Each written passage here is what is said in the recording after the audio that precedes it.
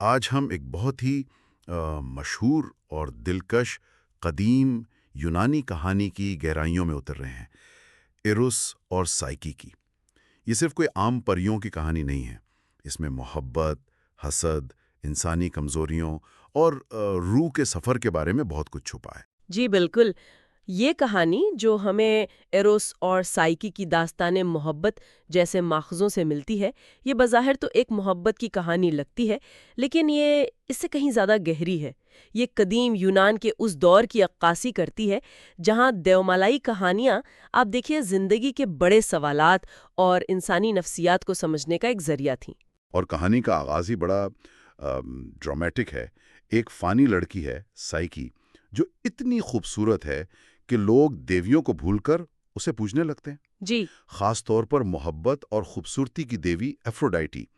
ان کو یہ بات سخت ناگوار گزرتی ہے۔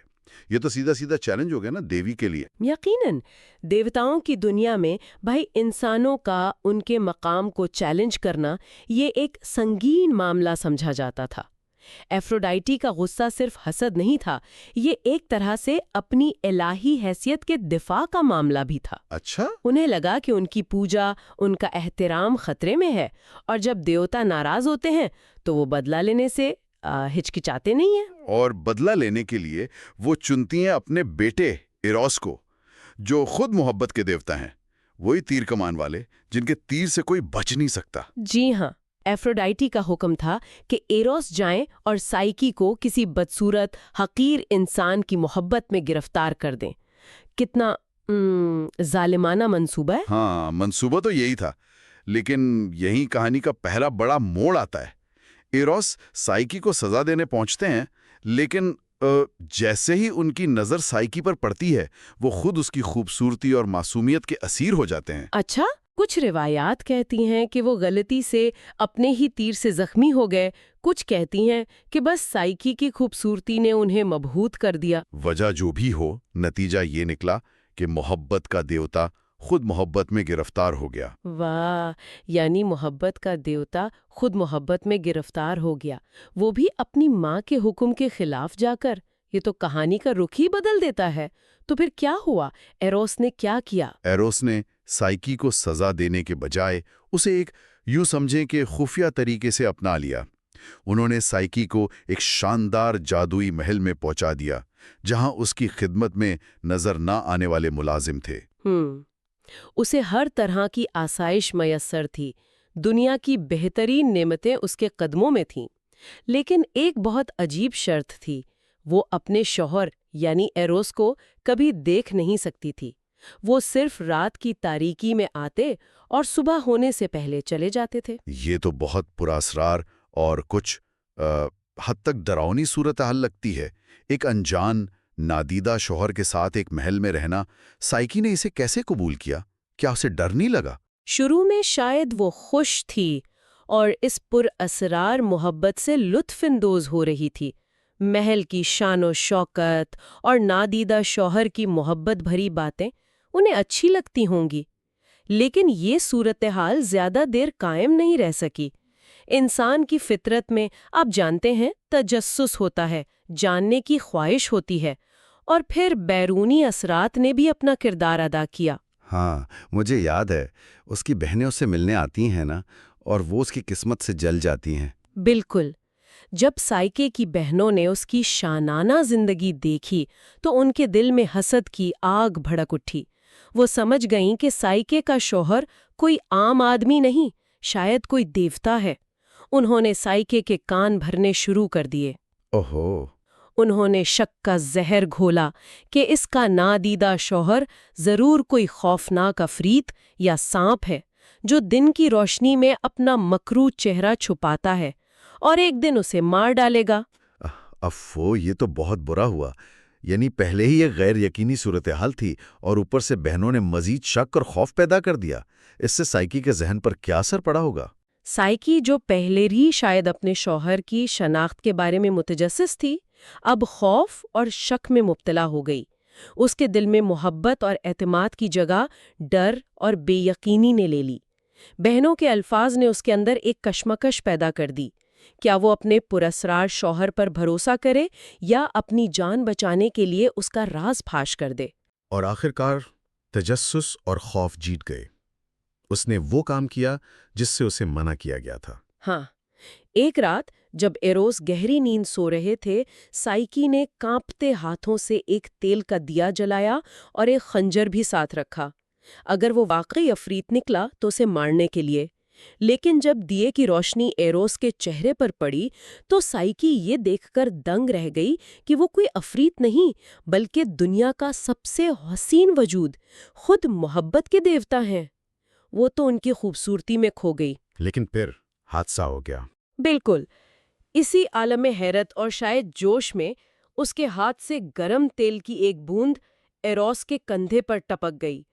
ایروس شدید تکلیف سے جاگ اٹھے۔ جب انہوں نے دیکھا کہ سائیکی نے نہ صرف ان کا چہرہ دیکھ لیا ہے بلکہ ان پر بھروسہ کرنے کے بجائے خنجر بھی اٹھا رکھا ہے تو ان کا دل ٹوٹ گیا۔ انہیں لگا کہ سائیکی نے ان کی محبت اور اعتماد کو ٹھیس پہنچائی ہے۔ یہ تو بہت افسوسناک لمحہ ہے۔ ایک لمحے کی کمزوری، ایک لمحے کا شک، اور سب کچھ ختم۔ ایروس کا رد عمل کیا تھا؟ ایروس نے شدید رنج اور مایوسی کے عالم میں سائیکی کو بتایا کہ محبت شک کے ساتھ نہیں رہ سکتی۔ انہوں نے کہا کہ وہ اس کی بھلائی کے لیے ہی اپنی شناخت چھپا رہے تھے، لیکن سائیکی نے ان پر اعتبار نہیں کیا اور یہ کہہ کر وہ اڑ گئے۔ جیسے ہی وہ گئے، جادوئی محل اور تمام آسائشیں بھی غائب ہو گئیں اور سائیکی نے خود کو ایک ویران جگہ پر اکیلا پایا۔ تو اب سائیکی بالکل تنہا اور بے سہارا رہ گئی۔ اس نے کیا کیا؟ کیا اس نے ہار مان لی؟ نہیں، سائیکی دل شکستہ ضرور تھی لیکن اس نے ہمت نہیں ہاری۔ اسے اپنی غلطی کا احساس تھا اور وہ ایروس کو واپس پانا چاہتی تھی۔ اس نے ہر جگہ ایروس کو تلاش کیا، مختلف مندروں میں جا کر دیوتاؤں سے مدد مانگی، لیکن کوئی بھی افروڈائٹی کے غضب سے ڈر کر اس کی مدد کرنے کو تیار نہ ہوا۔ آخرکار مایوس ہو کر وہ خود افروڈائٹی کے مندر جا پہنچی، شاید رحم کی امید میں۔ لیکن ایفروڈائٹی تو پہلے ہی غصے میں تھی۔ انہوں نے کیا کیا ہوگا؟ ایفروڈائٹی کا غصہ کم ہونے کے بجائے اور بڑھ گیا۔ انہوں نے سائیکی کا مذاق اڑایا اور کہا کہ اگر وہ واقعی ایروس کی محبت کے لائق ہے تو اسے کچھ ناممکن نظر آنے والے کام کر کے دکھانے ہوں گے۔ یہ دراصل سائیکی کو ذلیل کرنے اور اس سے چھٹکارا پانے کا ایک طریقہ تھا۔ ایفروڈائٹی کو یقین تھا کہ ایک نازک سی فانی لڑکی یہ آزمائشیں کبھی پوری نہیں کر پائے گی۔ تو یہاں سے شروع ہوتا ہے آزمائشوں کا وہ مشہور سلسلہ۔ پہلی آزمائش کیا تھی؟ پہلی آزمائش بظاہر بہت سادہ مگر انتہائی مشکل تھی۔ ایفروڈائٹی نے سائیکی کو اناج اور بیجوں کے ایک بہت بڑے ڈھیر کے پاس کھڑا کیا جس میں گندم، جو، باجرا، دالیں سب کچھ ملا ہوا تھا، اور حکم دیا کہ صبح ہونے سے پہلے ان سب کو الگ الگ قسموں میں چھانٹ دیں۔ ایک اکیلی لڑکی کے لیے یہ رات بھر میں کرنا ناممکن تھا۔ تو سائیکی نے کیسے کیا؟ سائیکی مایوس ہو کر بیٹھ گئی، لیکن تب چیونٹیوں کے ایک غول نے، جو شاید اس پر ترس کھا کر یا کسی دیوتا کے اشارے پر آئے تھے، اس کی مدد کی۔ ہزاروں چیونٹیاں آئیں اور راتوں رات انہوں نے سارا کام مکمل کر دیا۔ ہر بیج کو اس کی قسم کے مطابق الگ ڈھیر میں لگا دیا۔ صبح جب ایفروڈائٹی آئی تو یہ دیکھ کر حیران رہ گئی، مگر ان کا غصہ کم نہ ہوا۔ اس آزمائش سے کیا سبق ملتا ہے؟ صرف یہ کہ چونٹیاں مددگار ہوتی ہیں؟ نہیں، اس سے گہری بات ہے۔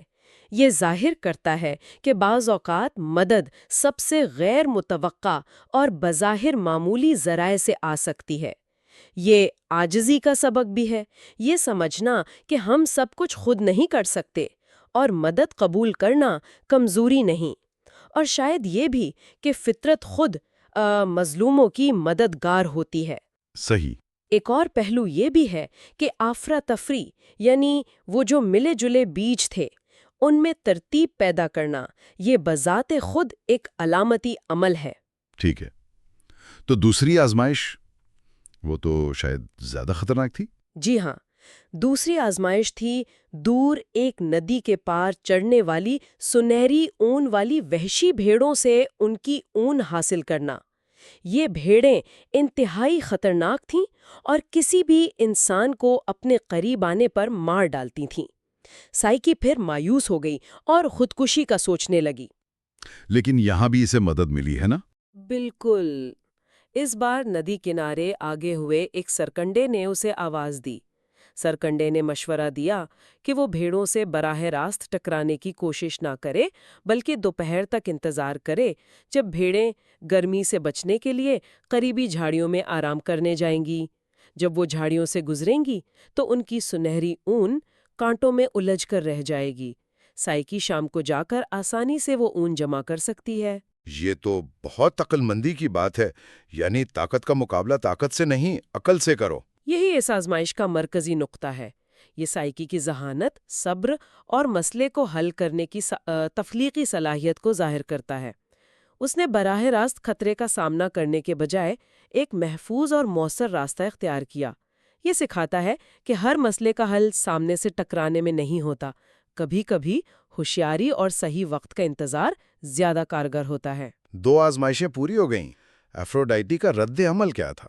یقیناً وہ خوش نہیں ہوئی ہوں گی۔ کہ وہ ایک انتہائی اونچے خطرناک پہاڑ کی چوٹی پر جائے جہاں سے دریائے سٹکس کا سیاہ پانی نکلتا ہے اور اس پیالے کو بھر کر لائے۔ دریائے سٹکس، یہ تو پاتال لوک یعنی انڈر ورلڈ کا دریا ہے نا، جس کی قسم کھا کر دیوتا بھی مکر نہیں سکتے؟ جی ہاں، وہی دریا۔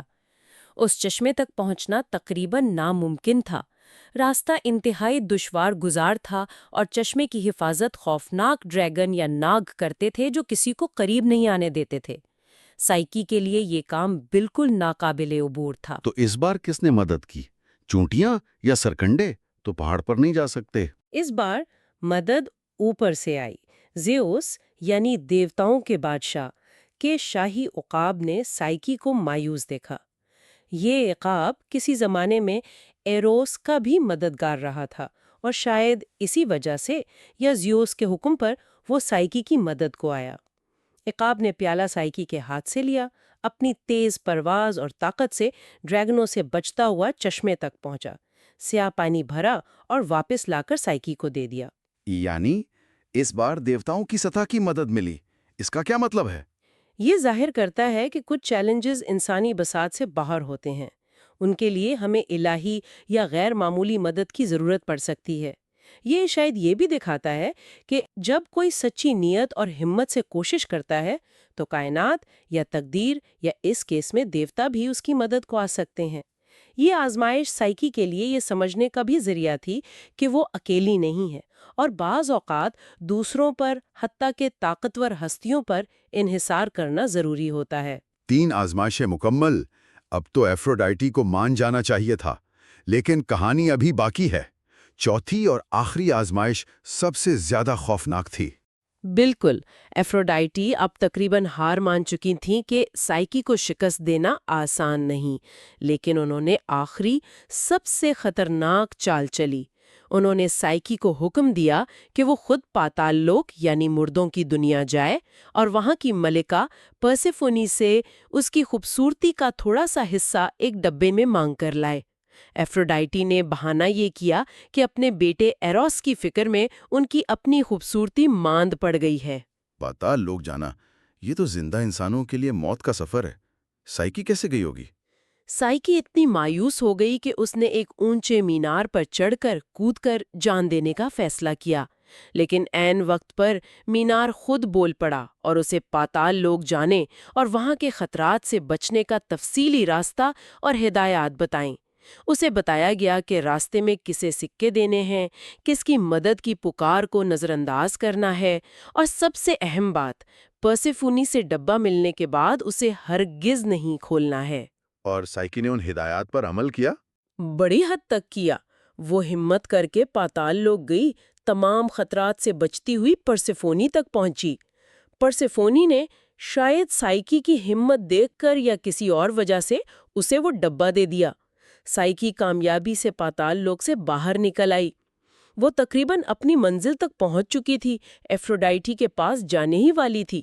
لیکن مجھے پتا ہے یہاں کیا ہوگا، اس کا وہی پرانا مسئلہ، تجسس۔ آپ بالکل صحیح سمجھے۔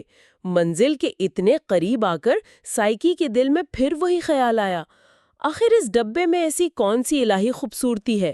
اگر میں تھوڑی سی اپنے اوپر لگا لوں تو شاید ایروس مجھے اور زیادہ پسند کرنے لگیں۔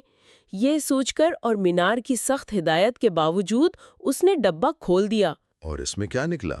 خوبصورتی؟ نہیں، ڈبے میں خوبصورتی نہیں، بلکہ پاتال لوک کی ایک ایسی گہری موت جیسی نیند، جسے مارٹل سلیپ کہتے ہیں، بھری تھی۔ اس نیند نے سائیکی کو فوراً اپنی لپیٹ میں لے لیا۔ وہ وہیں راستے میں بے سدھ ہو کر گر گئی، بالکل موت کی طرح۔ او خدایا، اتنی ساری محنت، اتنی آزمائشیں، اور آخر میں یہ نتیجہ! کیا یہ واقعی انسانی کمزوری ہے یا کچھ اور؟ یہ ایک بہت اہم سوال ہے۔ بظاہر یہ سائیکی کی بار بار کی غلطی لگتی ہے، تجسس، نافرمانی۔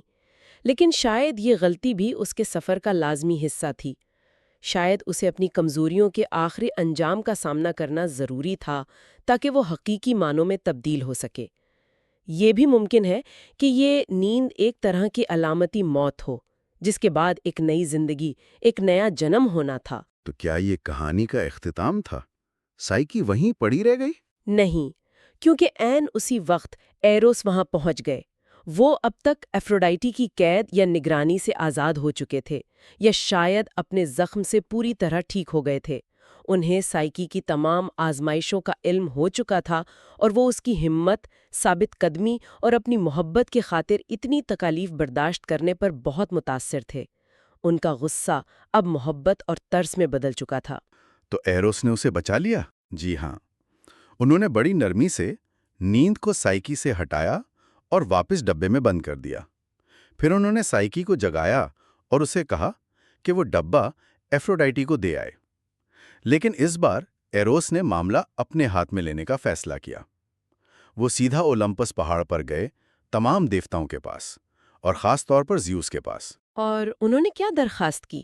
انہوں نے زیوس سے درخواست کی کہ وہ سائیکی کو لاپتانی یعنی اممورٹل بنا دیں اور ان کی باقاعدہ شادی کی اجازت دیں۔ انہوں نے دلیل دی کہ سائیکی نے اپنی محبت اور اہلیت ثابت کر دی ہے۔ زیوس، جو شاید پہلے ہی سائیکی کی آزمائشوں سے متاثر تھے اور ایروس کی محبت کی گہرائی کو بھی سمجھتے تھے، مان گئے۔ واہ، یعنی دیوتاؤں کے بادشاہ نے مداخلت کی۔ ہاں، زیوس نے تمام دیوتاؤں کا ایک اجلاس بلایا۔ انہوں نے ایفروڈائٹی کو بھی راضی کیا، شاید یہ کہہ کر کہ اب سائیکی دیوی بن جائے گی تو ان کی پوجا کو کوئی خطرہ نہیں رہے گا۔ پھر سب کے سامنے سائیکی کو امرت ایمبروشیا پلایا گیا، جس سے وہ فانی سے دیوی بن گئی۔ اس کے بعد ایروس اور سائیکی کی شاندار شادی ہوئی، جو ہمیشہ قائم رہی۔ یہ تو واقعی ایک زبردست اختتام ہے۔ ایک فانی لڑکی جو دیوتاؤں کے حسد کا شکار ہوئی، ناممکن آزمائشوں سے گزری، اپنی کمزوریوں کا سامنا کیا، اور آخر کار نہ صرف اپنی محبت کو پایا بلکہ خود بھی لافانی ہو گئی۔ بالکل، یہ کہانی کا خلاصہ ہے، لیکن اس کی گہرائی صرف پلاٹ میں نہیں بلکہ اس کے علامتی معنی میں ہے۔ جیسا کہ ہمارے ماخوذ ایروس اور سائیکی کی داستان محبت میں بھی اشارہ کیا گیا ہے، اس کا پہلا اور واضح سبق تو یہ ہے کہ سچی محبت کے لیے اعتماد اور ثابت قدمی ناگزیر ہیں۔ سائیکی کو شک کی قیمت چکانی پڑی، اور پھر اپنی محبت کو دوبارہ حاصل کرنے اور ثابت کرنے کے لیے انتھک جدوجہد کرنی پڑی۔ اور وہ دوسرا پہلو جو آپ نے شروع میں ذکر کیا تھا، ایروس یعنی محبت اور سائیکی یعنی روح۔ جی، وہ اس کہانی کی سب سے دلچسپ تشریح ہے۔ سائیکی یونانی زبان میں صرف نام نہیں، اس کا مطلب روح ہے یا نفس بھی ہے۔ تو یہ کہانی دراصل روح کے سفر کی داستان ہے، ایک ایسی روح جو اپنی کمزوریوں جیسے تجسس، شک کی وجہ سے محبت یعنی ایروس سے جدا ہو جاتی ہے، پھر تزکیہ نفس یعنی آزمائشوں کے عمل سے گزرتی ہے، اپنی خامیوں پر قابو پاتی ہے، اور بالآخر پاکیزہ اور مضبوط ہو کر محبت کے ساتھ دائمی وصال حاصل کرتی ہے، بلکہ خود بھی بلند مرتبہ یعنی دیوی بننے پر پہنچ جاتی ہے۔ یہ تو بہت گہری بات ہے، یعنی آزمائشیں صرف سزا نہیں تھیں بلکہ روح کی تربیت اور ترقی کا ذریعہ تھیں۔ بالکل، ہر آزمائش نے سائیکی کو کچھ نہ کچھ سکھایا۔ پہلی آزمائش، بیجوں والی، نے عاجزی اور غیر متوقع مدد کو قبول کرنا سکھایا۔ دوسری، اون والی، نے ذہانت، صبر اور مسئلے کے متبادل حل تلاش کرنے کی اہمیت بتائی۔ تیسری سٹکس کے پانی والی نے یہ سمجھایا کہ بعض اوقات بڑے چیلنجز کے لیے غیر معمولی یا الہی مدد پر انحصار کرنا پڑتا ہے، اور چوتھی سب سے مشکل آزمائش پاتال لوک والی نے اسے موت کا سامنا کرنے، اپنی سب سے بڑی کمزوری یعنی تجسس کے نتائج بھگتنے اور پھر معافی اور نجات پانے کا تجربہ دیا۔ دلچسپ بات یہ ہے کہ ہر آزمائش سائیکی کو دنیا کے ایک نئے پہلو سے جوڑتی ہے۔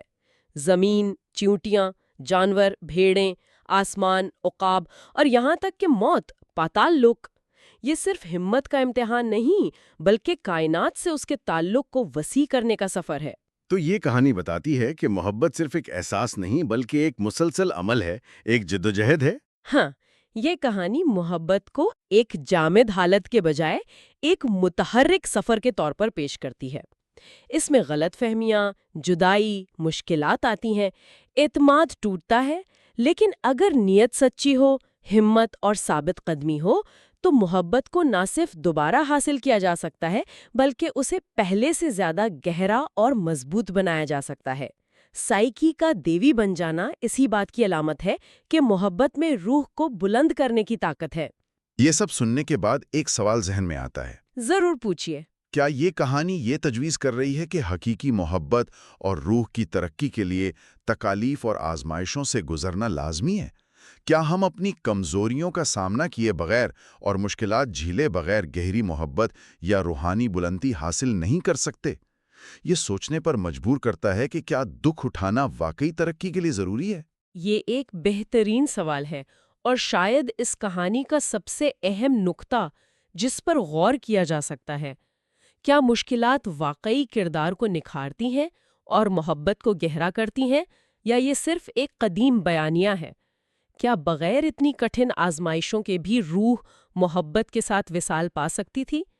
یہ وہ سوال ہے جس کا جواب شاید ہر سننے والا اپنے تجربات اور مشاہدات کی روشنی میں خود تلاش کر سکتا ہے۔